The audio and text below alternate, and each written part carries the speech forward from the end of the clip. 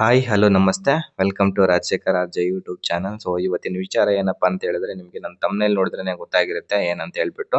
So ನಾವು quick ಆಗಿ ನಮ್ಮ ಒಂದು ಆಧಾರ್ ಅಪ್ಲಿಕೇಶನ್ ಡೌನ್ಲೋಡ್ ಮಾಡ್ಕೊಂಡು ಯಾವುದೇ ರೀತಿಯಾಗಿ ಫಿಸಿಕಲ್ ಆಧಾರ್ನ ಕ್ಯಾರಿ ಮಾಡದೆ ಈ ಒಂದು ಆಧಾರ್ ಮೂಲಕ ನಾವು ಎಲ್ಲಿ ಬೇಕಾದ್ರೂ ವೆರಿಫೈ ಇದಂದ್ರೆ ID ಪ್ರೂಫ್ ಆಗಿ ಕೊಡ್ಬೋದು. ಬನ್ನಿ ನೋಡೋಣ ಯಾವ ತರ ಅಂತ.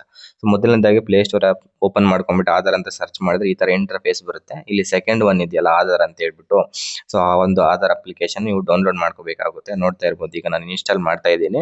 ಸೊ ಇನ್ಸ್ಟಾಲ್ ಮಾಡ್ಕೊಂಡ್ಮೇಲೆ ನಿಮಗೆ ಆ ಒಂದು ಆಪ್ ನ ಓಪನ್ ಮಾಡಿ ಅದ್ರ ಯಾವ ತರ ಅದು ಲಾಗಿನ್ ಆಗೋದು ಅಂತ ಹೇಳ್ಬಿಟ್ಟು ಕಂಪ್ಲೀಟ್ ಆಗಿ ತೋರಿಸ್ಕೊಡ್ತೀನಿ ಫ್ರೆಂಡ್ಸ್.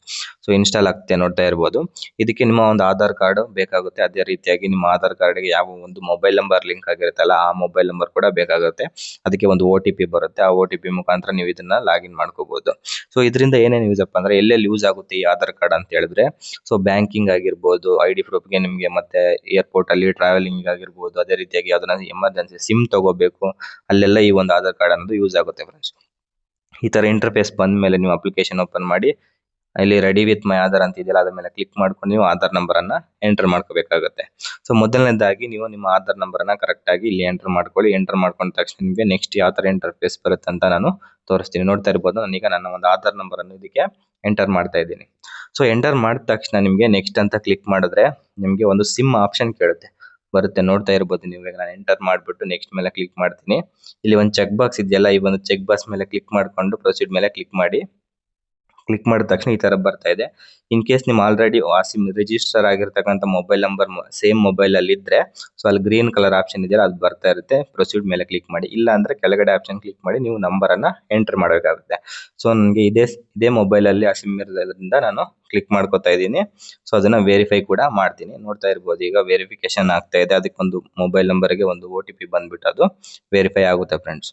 ನೋಡ್ತಾ ಇರ್ಬೋದು ಇಲ್ಲಿ ಕೆಳಗಡೆ ನಿಮ್ಗೆ ವೆರಿಫೈ ಆದ ತಕ್ಷಣ ಇಲ್ಲಿ ಗ್ರೀನ್ ಮಾರ್ಕ್ ಅನ್ನೋದು ಬರ್ತಾ ಇದೆ. ನೋಡ್ತಾ ಇರ್ಬೋದು ಇಲ್ಲಿ ರೈಟ್ ಮಾರ್ಕ್ ಬಂತು ಒಂದಕ್ಕೆ, ನೆಕ್ಸ್ಟ್ ಒನ್ ಕೂಡ ಗ್ರೀನ್ ಮಾರ್ಕ್ ಬರಬೇಕು. ಅದೆರಡು ಗ್ರೀನ್ ಬಂತಂದ್ರೆ ಅಥೆಂಟಿಕೇಟ್ ಆಗಿದೆ ಅಂತ ಹೇಳ್ಬಿಟ್ಟು. ಸೊ ಅದೇ ರೀತಿಯಾಗಿ ಅದೆರಡು ಆದ ತಕ್ಷಣ ನೀವು ನೆಕ್ಸ್ಟ್ ಮೇಲೆ ಕ್ಲಿಕ್ ಮಾಡ್ಕೊಳ್ಳಿ.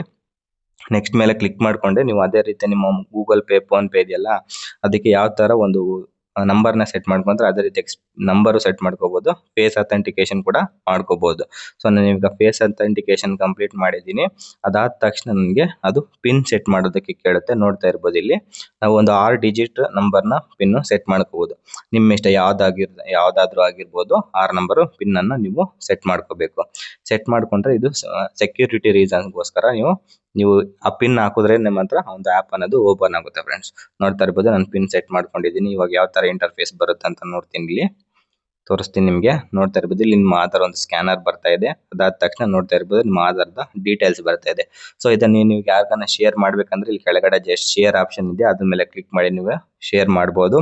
ಸೊ ID ಪ್ರೂಫ್ಗೆ ಇನ್ಮೇಲೆ ಇದು ಒಂದು ಅಪ್ಲಿಕೇಶನ್ ಈಸಿಯಾಗಿ ಯೂಸ್ ಆಗುತ್ತೆ ಫ್ರೆಂಡ್ಸ್. ನೀವು ಎಲ್ಲಿನೂ ಫಿಸಿಕಲ್ ಆಧಾರ್ ಅನ್ನು ಕ್ಯಾರಿ ಮಾಡೋ ಅವಶ್ಯಕತೆ ಇರಲ್ಲ ಫ್ರೆಂಡ್ಸ್.